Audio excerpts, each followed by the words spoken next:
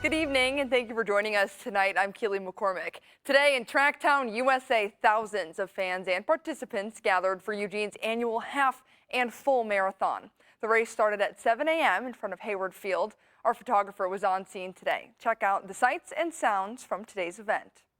Eugene, can you feel it? 3, 2, 1, go! Yeah. She came all the way from Nevada to run with me here. I'm from Eugene.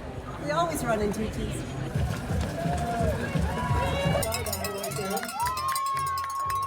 Yes. Perfect for running weather. Yeah.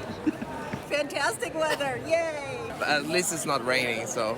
This group, well, they're cruising now. Yeah, first marathon. Take 4,000. I bet you it's cruising. Dude, I have the coolest friends. Josh is the best I person forgot all these pictures. Well, not that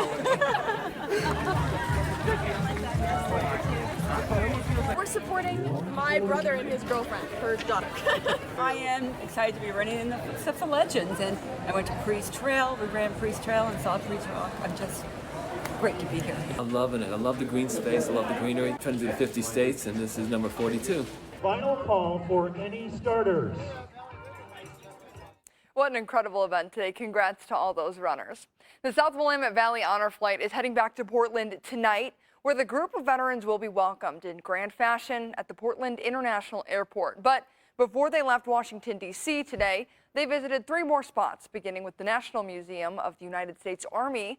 This museum was only created 2 years ago, so it was the first visit for almost everyone on the trip.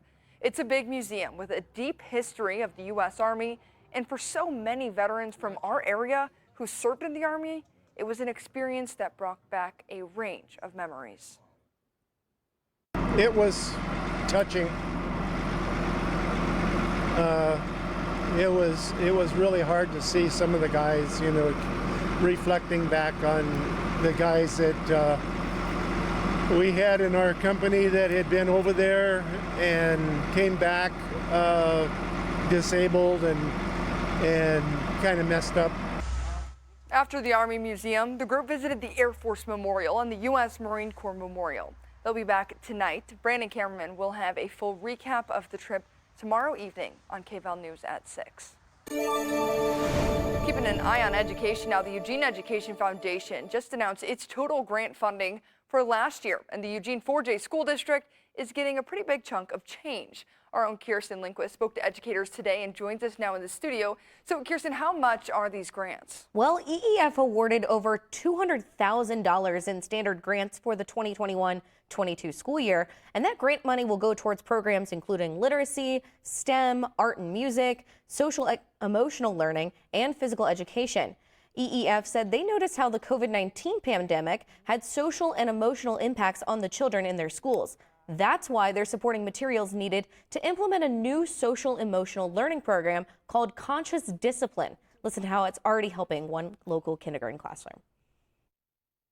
The students, especially students who come from challenges or trauma, it's given them room to speak about the things that are happening, which then in front of everybody, which then also allows them to feel safe when faced with an academic challenge. Would you like to hold my hand? EEF receives much of the needed funding to provide ongoing support to 4J schools throughout the year through an annual fundraising dinner. For the first time in 2 years, the event will be held on May 13th at 5:30 p.m. at the Kids Sports Fieldhouse at Civic Park. And University of Oregon alum and 2-time Olympic champion Ashton Eaton will be this year's keynote speaker. They're currently selling tickets that can be purchased on their website for the event.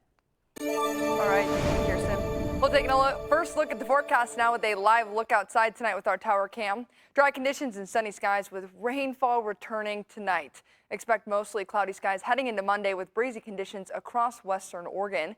KVAL's Brisa Mendez has our first look. Brisa, the sunshine was just another tease. That's right, Keely. We will start to see that rainfall starting tonight for 11 p.m. for those coastal communities. That heavy rainfall does spread inland to the valley floor for the overnight hours. So do expect those wet conditions for that early morning commute on Monday.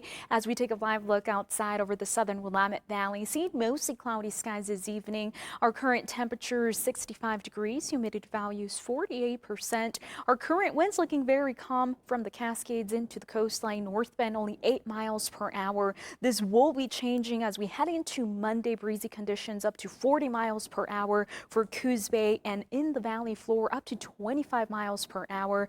Rain accumulation heading into Monday evening. Coos Bay, Roseburg close to ½ an inch of rain. Eugene reaching close to 3/4 of an inch. Temperatures tonight dropping into the 50s and 40s with mostly cloudy skies and heavy rainfall. Tomorrow's high temperatures dropping back into the 40s and the 50s. Keely, back to you.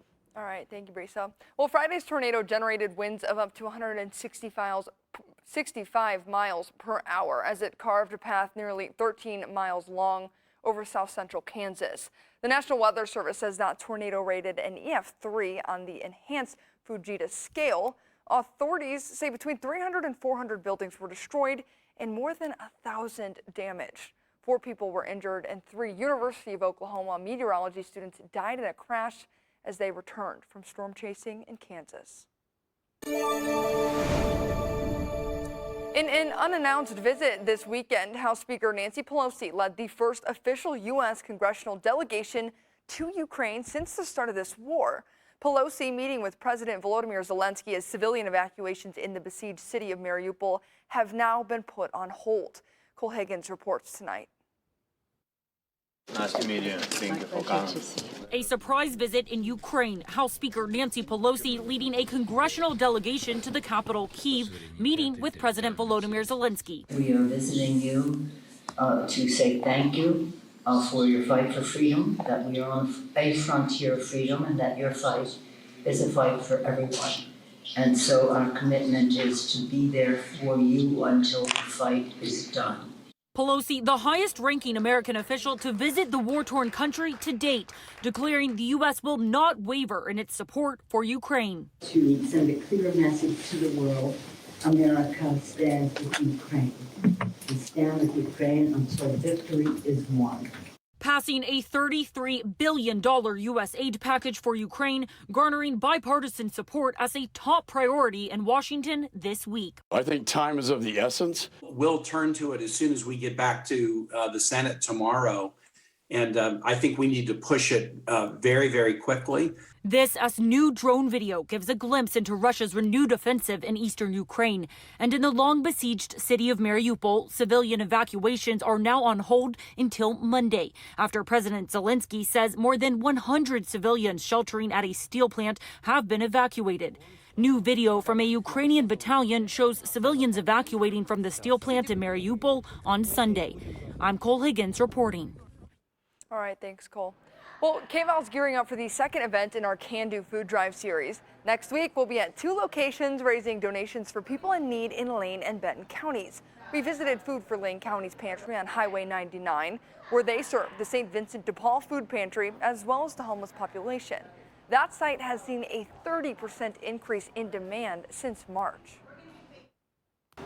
Inflation is playing a role in people being able to buy less. Their dollar buys less at the grocery store, but there are some other reasons that are contributing to it. Those other factors include rental assistance programs expiring. Right now, the pantry's in high demand for high protein items, as well as basics like cooking oil, spices, and condiments. So on May 4th, we'll be at Fred Meyer on West 11th Avenue, with money and food from that location going to Food for Lane County. And we'll also be in Corvallis at Fred Meyer on Northwest Kings Boulevard. Money and food donations from that location will go support the South Corvallis Food Bank. Our final stop in the Can Do Food Drive series will be on May 18th in Roseburg. We'll be at the Fred Meyer all day on Northwest Garden Valley Boulevard. To learn more about donations, you can go to kval.com/can-do. We'll be back after this quick break. This is KVAL News at 6. Welcome back. When a federal judge recently threw out the Biden administration's mask requirement for air travel, plenty of passengers rejoiced, but so did many in the travel industry. They'd been lobbying for months to ditch